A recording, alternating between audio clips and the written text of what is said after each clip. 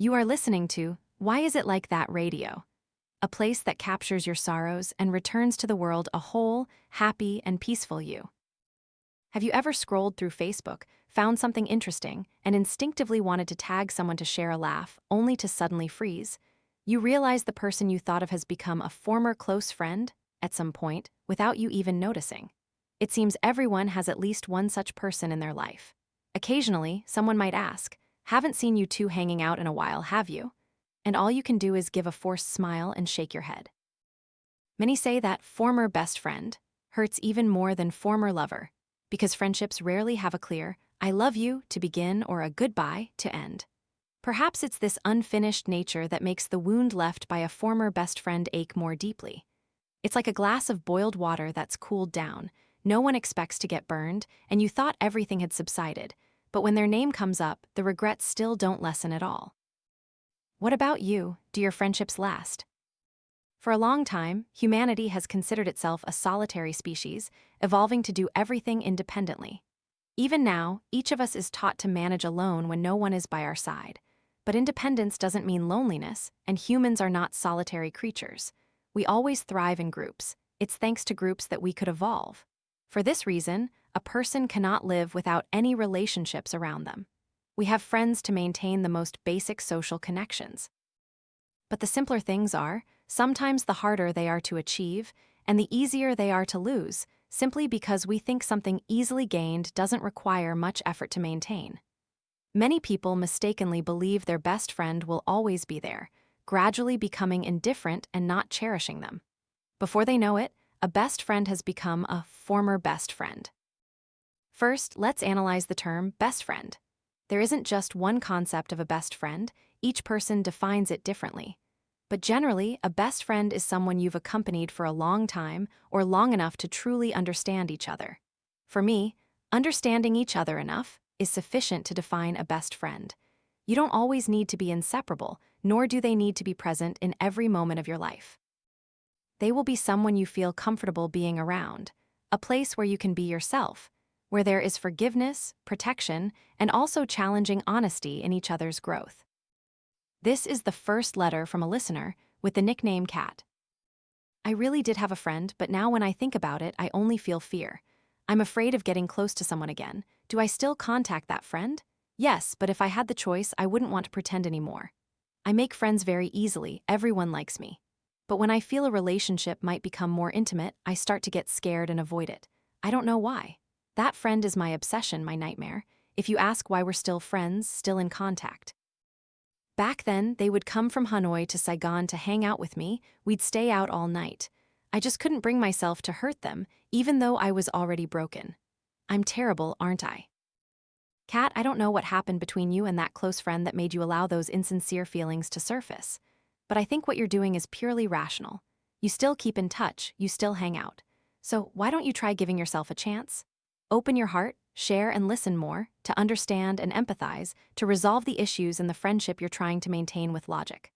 Or try one more time, don't be reserved or hesitant, but use your whole heart to treat someone sincerely. Sincerity is never trampled upon. I truly believe that. You know, friendship is a relationship built on voluntary listening and voluntary sharing. We shouldn't expect how much we'll be listened to or how much someone will share with us. What truly exists in friendship is trust. I realized I'm happy when my friend can express their worries, even if it's not to me. That's okay. We also shouldn't set a standard for a best friend as someone we can tell everything in the world to, because each person has their own life, their own limits.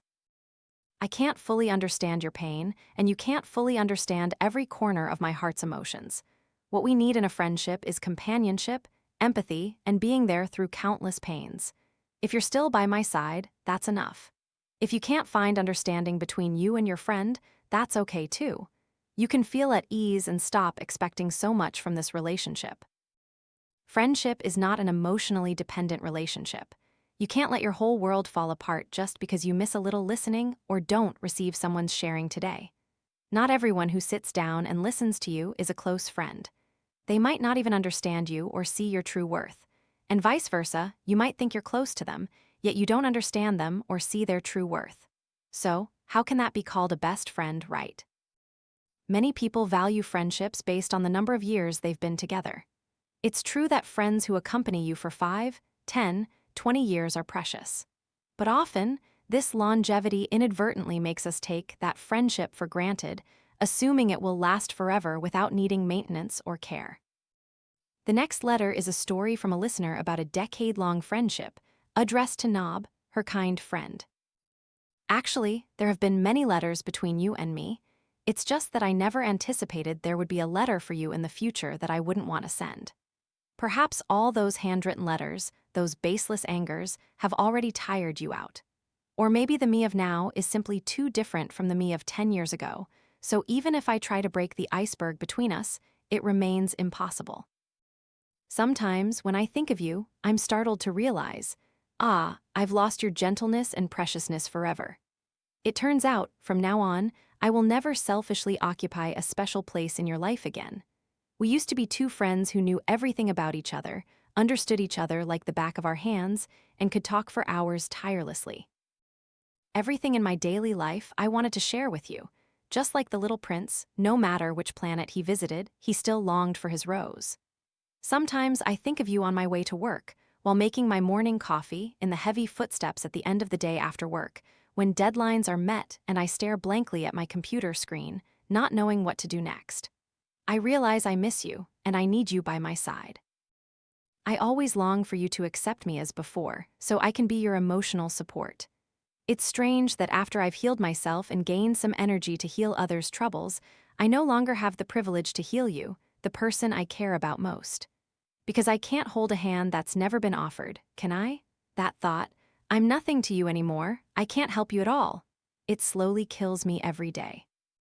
It's not that I haven't met kind people, but kind enough to feel my pain, truly happy for my achievements, loving and patient with me even when I'm at my worst. No one like that has appeared. And even if they did, they wouldn't be you, and I wouldn't allow anyone to replace your place in me. Nob, I sincerely wish all the best for you. I hope this life treats you gently on my behalf. I hope you can also rebuild strong inner strength to embrace this life as it is. I don't know if there's ever a time you want to find a way out up high. If there is, I hope you'll think of me as a reason to stay, because I always need you and love you very much, Nob. Why is it like that radio truly hopes this letter can reach Nob, or at least generate some positive energy in some miraculous way, to be conveyed to our little friend? We hope Nob understands that there are still friends watching and genuinely loving her. Indeed, we cannot understand the pain or the hidden stories behind your friendship, but why is it like that radio hopes that you two can, just once, sit down together to let each other know how much you cherish one another? One person wants to draw near, but the other wants to move away. As an outsider, I truly feel unwilling to accept this. After reading the letter, an image forms in my mind. Stella, typing message after message, only to delete them all. On the other side is Nob, burdened with many worries and fears. If only, why is it like that radio, had some magical ability to resolve the lingering issues in the hearts of our two little friends. But what can we do? Now, only you two can decide. Stella, try one more time to reach out to the friend who has been with you for a decade. Listen to yourself. You clearly want that, don't you? Please, try one more time. And Nob, you have the right to choose, but choose what is right with an open heart to receive love from someone who genuinely cares for you, so that your heart can truly find peace in life. I think there will also be times when you torment yourself, searching for reasons why your best friend left you, with situations, questions, and emotions that constrict your mind. What did I do wrong that you abandoned me? But dear listener, not every question needs an answer. Aren't their actions already the clearest answer for us? That silence is also a form of rejection. That from now on, we can let them go, return them to themselves, and return ourselves to ourselves on our journey of growth. So our hearts are wide enough, our spirits big enough, and ready to welcome peaceful things that lead us to the future. After a friendship ends, how do you feel? Do you have many suppressed emotions that you can't express? Let those thoughts escape your mind and put them down. Releasing your emotions is an extremely important step when you are facing feelings of anger, loss, or grief. You can write them down and never read them again, or tear up that paper, even burn it. Ending a friendship also means saving mental energy for what's next, waiting for you. But the first thing you need to do is accept that you have just ended a friendship. Allow yourself to cry for that friendship, but also remember to set a limit for it. That way, it will be all right. The last letter is from a listener with the nickname Little Annie. You, who have been by my side for over 5 years, I don't know who I am to you, but to me, you seemed like everything during that time, my best and only friend. I only had you. When you were in a new environment and couldn't fit in, I was always here for you, always by your side, encouraging you. But when you made new friends, new relationships, you gave me the silent treatment. Why? It's been over a year since this friendship ended. Sometimes I still miss you so much. I often search for your social media page to check on it, often ask others about you, and even dream of you. Sometimes I wonder if it was my fault. Did you ever consider me your friend? Do you ever miss me? My parents sometimes ask about you too. I know this is something that can only be remembered, not hoped to return. Even when I dream of you, in my dream, you are silent, saying nothing.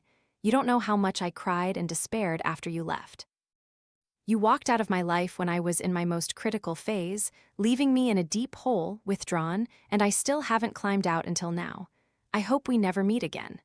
Goodbye, Annie. Silent treatment, also known as toxic silence, is a refusal to communicate with someone who is trying to communicate, hoping for a response. It's true that as we grow up and forge our own paths, we will inevitably create some distance from our friends. We will have new concerns that affect old relationships to some extent. But Annie, every friendship deserves to be cherished. At the very least, we should communicate and clarify the issue before walking away. And at the very least, you should trust your friend's words over the countless negative possibilities and thoughts your brain creates. Because silence leaves the other person with endless questions, wondering what they did wrong.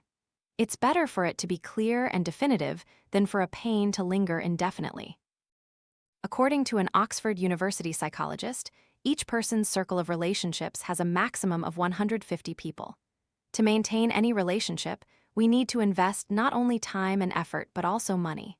Therefore, to make new friends, we need to let go of old relationships, and existing relationships need to be nurtured and cared for. This life is not a straight line, but a journey. There will be meetings and partings along the way. Meeting a friend who understands you and sharing memorable moments is a blessing, but don't let a few such moments make you expect to be together for the rest of your lives. Everyone who enters our lives is due to fate's arrangement. When the connection runs its course, you are forced to part ways, even if your heart doesn't want to. Sometimes, there's no specific reason for it.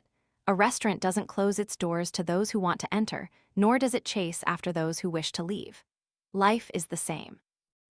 Wouldn't life be truly peaceful, light, and serene if we always welcomed friends who come and didn't hold back those who wish to leave? I hope that after everything that has happened, you still retain your original, pure sincerity. Still wear a smile, even when you know it's not truly joyful. Today, regardless of right or wrong, I still love you more than tomorrow. Sorry for the unspoken words.